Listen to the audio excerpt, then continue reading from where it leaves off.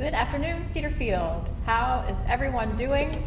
It has been so long since we've done a show. I was telling Eddie I feel a little out of practice, but I was on hiatus in September, and then that kind of got extended due to, it's just been busy and things are coming up. So I'm glad to be back, and like Eddie said, hopefully people know I'm on today and are tuning in, and that you all haven't just written me off. I am still here to do the show. I still love it, and I'm hoping to get back into a normal routine. So hopefully you all have been doing well. I went on a absolutely wonderful vacation out to the Pacific Northwest. I did a lot of hiking and enjoyed just the beautiful landscape out there in the mountains. It's just so beautiful. And then I came back, and within just a couple of days, I got a wonderful and beautiful head cold, and then that kind of sidelined me for a little bit longer, and so since then it's just been catch up, but I'm getting there. So we're getting back into the groove. So let's jump into our topic today. All right, so as a dietitian, you could probably guess that I get asked this question all the time. What's the best diet? What's the best diet out there? Which diet should I be following? And I think people are expecting just some, quick, of course I'm going to have the answer to that, and it's going to be this one diet, and that's the one I recommend, right? As an expert or professional, and they probably expect me to throw out, Weight Watchers or whatever, not realizing that that's actually a really loaded question. So we're going to talk a little bit about that today. So I've heard just kind of, like a joke, I've seen it on T-shirts or whatever, posters, funny things on the internet, where people will say diet is just dying with a T, because when people think of diets, they typically think of weight loss programs.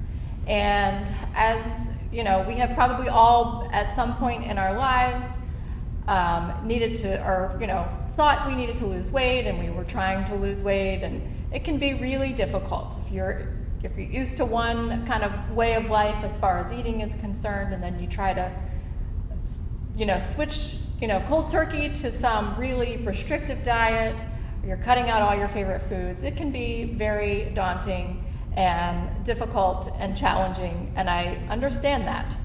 But let's look at the word diet. We think it of such negative consequences. We think it means like sacrificing, giving up all your favorite foods. But truly, the word diet is derived from the Greek word dieta, I may pronounce that wrong, which actually means way of life. So it's not dying with a T, it's living with a T, I guess. So it really focuses more on, the word itself focuses more on life and your way of life. So, the common understanding of a diet, like I said, is weight loss, but diet can also just mean, your normal eating patterns, what you do day in and day out, according to your preferences and your lifestyle and your budget and all those kinds of things. So we'll go back to the notion of weight loss programs and those diets.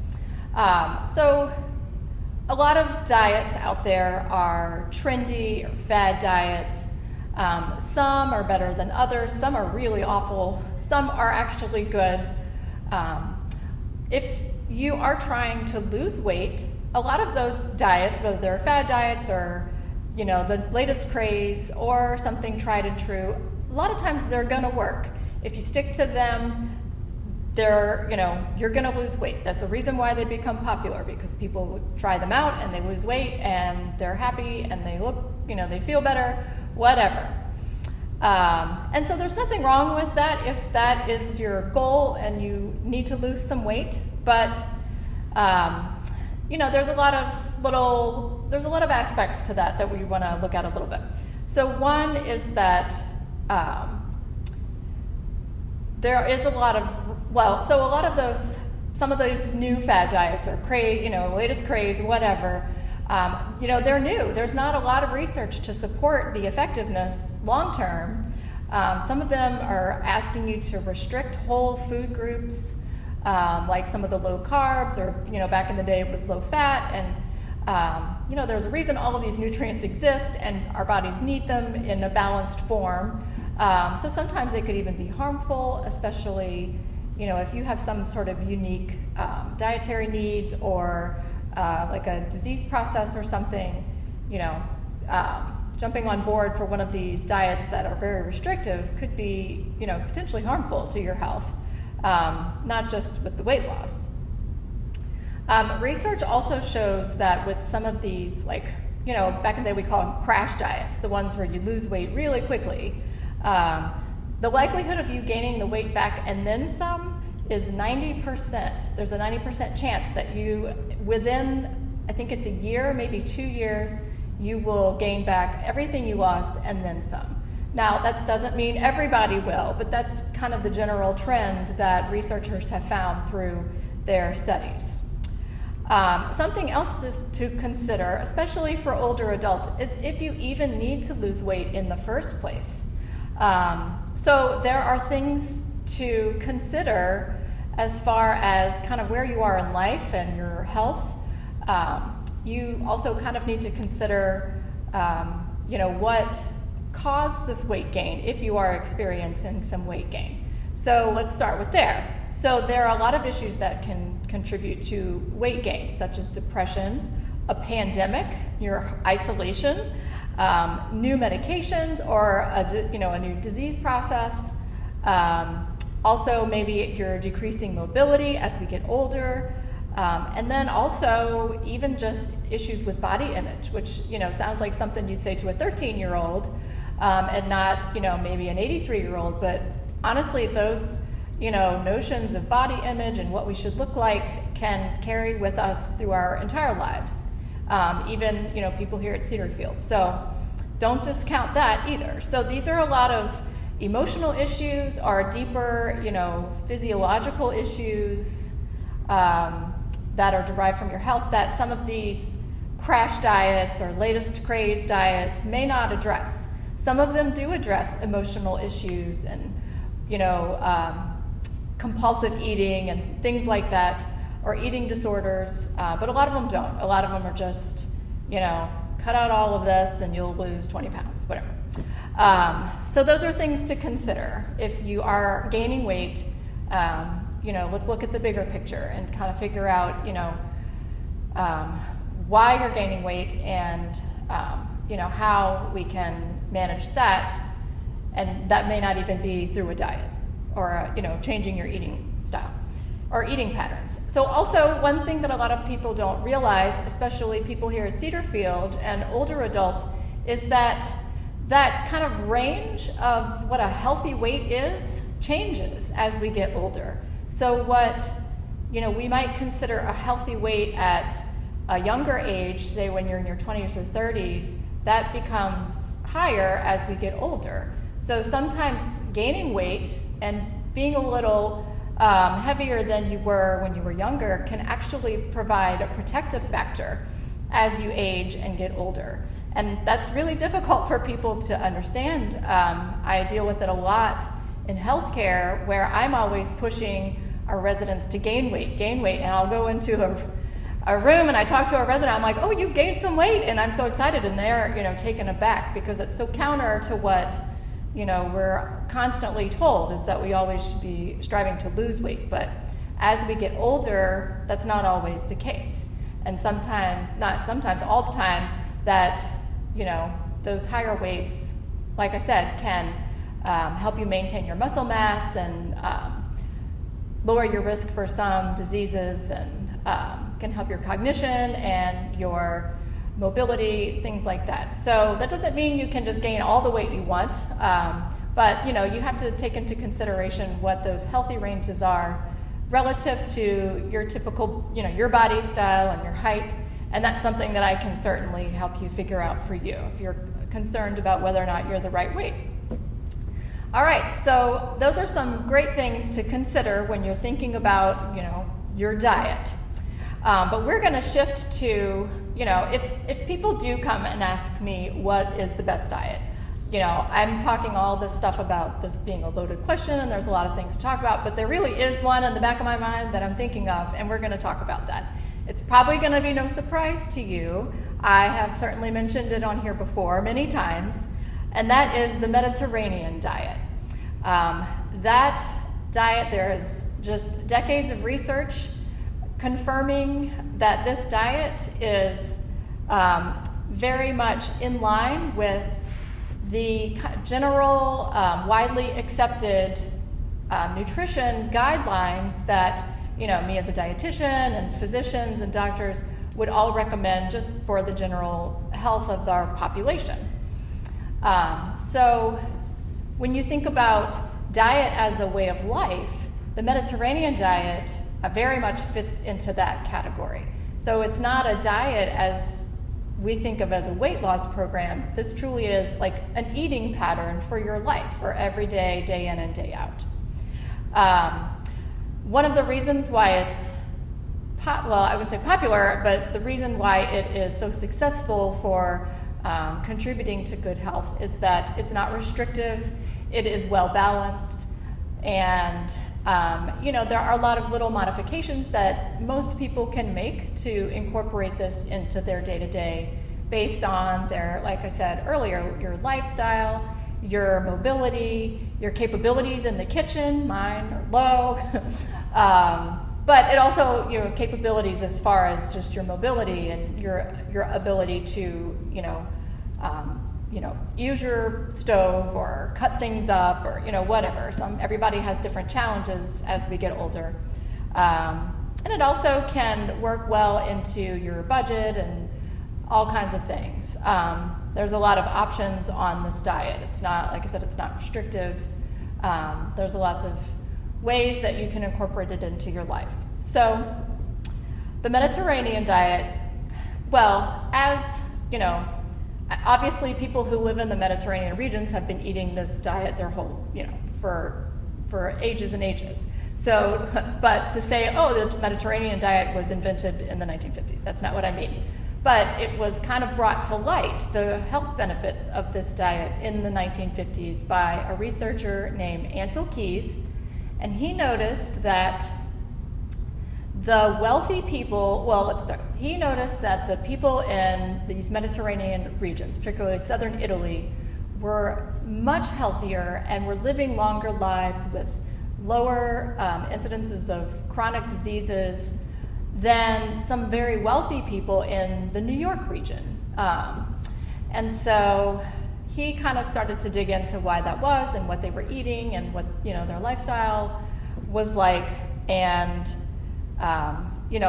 realized that a lot of this contribution to their good health was because of the diet and the foods that they ate.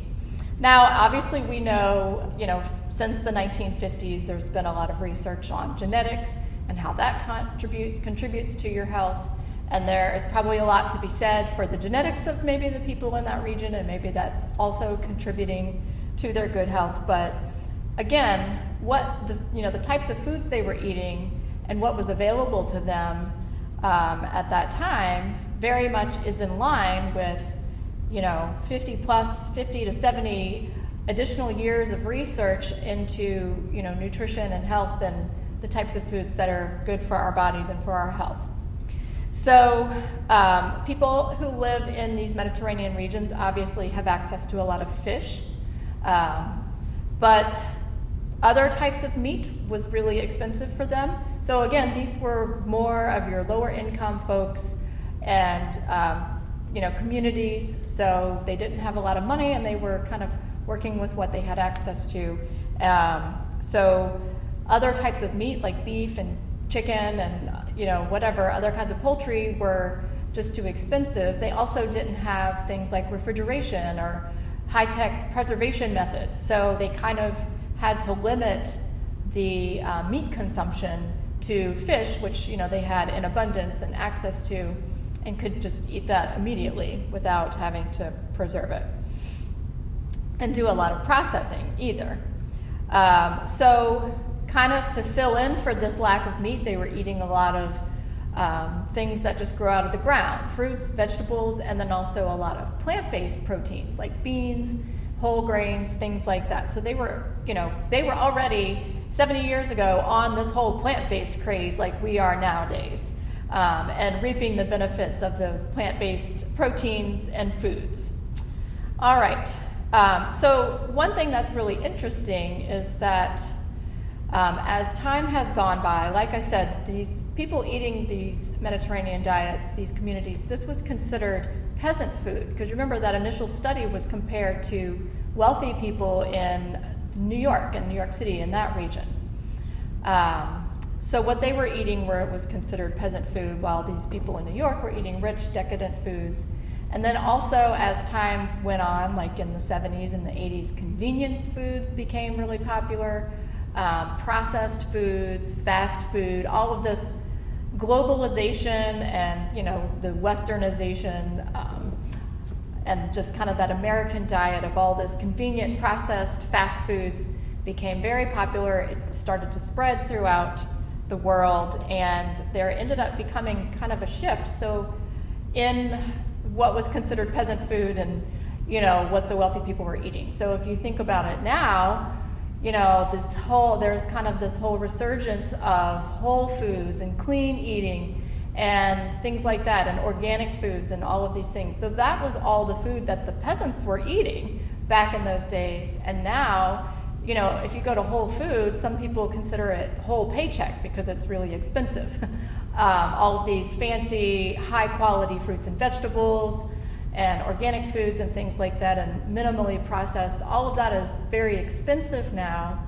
And it's that high-processed food that the wealthy people were eating originally. Now that's like the peasant food, because that's like the more the fast food and the processed food and the boxed and canned foods and things like that. So there's kind of been a shift. The peasants are now eating, the rich people are now eating what the peasants were eating, and it's kind of vice versa. And that all the fast food and the junk food is kind of what's so cheap and more affordable.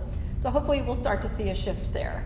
All right, so what are some of the tenets of the Mediterranean diet? What should you be eating if you wanted to adapt this into your life? Well, again, like I said, the Mediterranean diet very closely follows just widely accepted, nutrition guidelines. So there really isn't much on the nutrition or on the Mediterranean diet that I would disagree. In fact, there's nothing that I would disagree with. Everything, there's a few little modifications I'll make, and we'll go over that. But for the most part, it's everything that I've been preaching up here. So hopefully some of it won't be a big surprise to you. Okay, so the main thing is that the Mediterranean diet offers a really high amount of healthy fats, which are the unsaturated fats. So these are the fats that typically don't come from animal products. These are the fats that come from your olives and olive oils and all of your vegetable oils, and then also from a lot of consumption of fish. And these are the healthy fats, the unsaturated fats that have been shown through research to be beneficial to reducing your cardiovascular disease risk factors. Very heart healthy and good for you in other ways. They're really good for your brain cognition as well.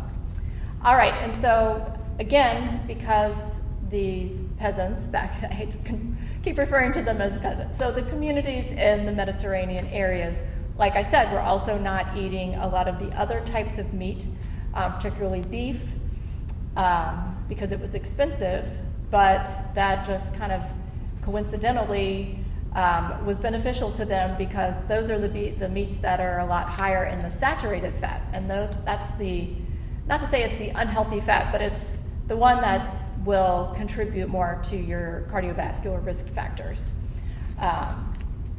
So they were eating these, lower, leaner meats, and then also just those, just generally lower in saturated fats, higher in the leaner meats. And then also when you're adding in all of these fruits and vegetables and grains, whole grains especially, obviously they didn't have fancy mills and things, so they were probably processing a lot of their grains. They were growing them themselves and then processing them themselves, which means they were consuming their grains whole, because they were getting all the nutrients that the grain could provide, as opposed to eliminating some of it like fancy big factory processing does. So they were getting a lot of whole grains and fiber, nuts, and seeds and beans and the fruits and vegetables, all of these things, which again you've probably heard, are very beneficial to your health. So they were consuming fish often. They were probably not consuming a lot of dairy products because that may not have been as accessible to them. So that's kind of the one modification I would make. The Mediterranean diet is typical low in dairy, but I would, as an older adult, I would definitely recommend, if you can tolerate dairy, to maybe consume moderate amounts of dairy, especially maybe low-fat milk or low-fat varieties, just because it's such a great source of protein, calcium, phosphorus, vitamin D, all of those things that are important for older adults. So the Mediterranean diet eliminates, well, here it says eliminates. We'll just say reduces your consumption of sweets, cakes, and dairy desserts, and considers fruit a dessert. The reason I switched it up is because I could not eliminate those things, but I could certainly eat desserts and sweets in more moderation, or maybe fewer times a week. So the Mediterranean diet urges you to reduce the amount of processed foods you're eating, except for pasta. That's kind of a staple of the Mediterranean region. And then it also replaces sodium and salt with more herbs and spices for flavoring your food. And then also, if you think about the Mediterranean people, they were, these were low-income people. They were probably, hard workers as far as the types of jobs they did for a living. It was probably a lot of manual labor and hard labor. So they were probably very active as far as, maybe not intentional exercise, but just getting a lot of exercise through the type of work that they did. And they were also very social, and meals for them as a community or as family was very important and always emphasized. All right, so again, hopefully those are not big surprises. Hopefully those are some health tips that you have heard, either from me or from your doctor or other people who are promoting good health. So let's see. So another benefit, there's a couple of other benefits. One mainly is that the Mediterranean diet is a very highly plant-based diet. It doesn't eliminate meat altogether. It's not proposing that you become a vegetarian, but just, again, by the nature of that culture in that region, they were eating less meat, but a lot of fish, and that's kind of something that's generally accepted and beneficial. But that emphasis on plant foods, if you were to adopt it, is beneficial to your immediate community because you're supporting local agriculture and creating more sustainable food systems, supporting your local farmers.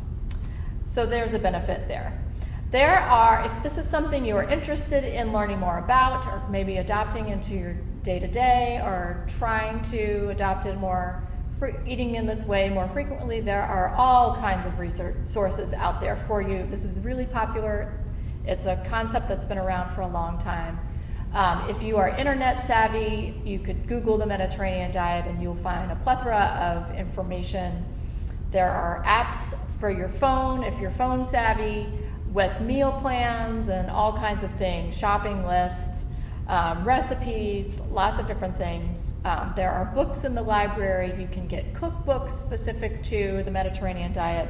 I would just shy away from anything that's combining the Mediterranean diet with, something else like the keto diet or whatever, just because then that's kind of gonna get away from the true spirit and nature of the Mediterranean diet, which is a healthy, well-balanced diet and not restrictive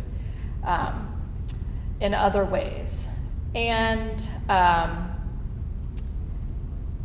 lost my train of thought on what I was going to say. So now, with that being said, where I said don't combine the Mediterranean diet with another diet, I am going to tell you one exception.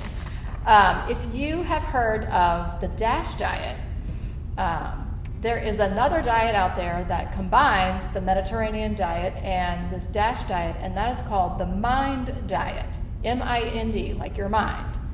And so this is some specific, this is a diet that was kind of developed out of some specific research on Alzheimer's disease and preserving your cognition and neurodegenerative diseases. So these researchers saw that the Mediterranean diet, because of just the patterns that it followed and the emphasis on fruits and vegetables and whole grains and these fatty fish, and also the DASH diet, which is Dietary Approaches to Stop Hypertension. This is a diet that's very similar to the Mediterranean diet, but it emphasizes more low sodium for reducing hypertension. So these diets were combined in an effort to kind of adhere to this research that these people were doing on, cognitive diseases and neurodegenerative diseases. And so they created this MIND diet. So again, there isn't a lot of difference between the Mediterranean diet, the DASH diet, and this MIND diet. They're all very similar, but the MIND diet kind of zeroes in on, or kind of focuses in on a couple of foods that have been particularly shown to help reduce your neurodegenerative delay. And those are things like berries, leafy green vegetables, and then of course whole grains, nuts, beans, and then seafood and poultry. So again, these are a lot of the things that are, proponents of the Mediterranean diet, but also incorporated kind of with more emphasis on the MIND, with the MIND diet. So hopefully that wasn't too confusing, and I didn't explain that poorly, but if you want to learn a little bit more about that diet, I can certainly help you learn more. I can send you some resources. But again, it's very similar to the Mediterranean diet, so if you're following that, you're probably going to get the gist of the other two diets that I mentioned, the DASH diet and the MIND diet. So I hope I gave you some food for thought, no pun intended, or slightly intended maybe. But if you have any questions about this, way of life, the diet in that sense, the way of life, I would love to, talk to you about, changes you can make or answer your questions and help you determine, what foods are right for you and how to gain access to those things. So that wraps up our show for today. I am planning to be here next week and next couple of weeks, so we're back on track to our normal schedule. So let everybody know that we're back, and we hope to see you tune in. So have a good afternoon.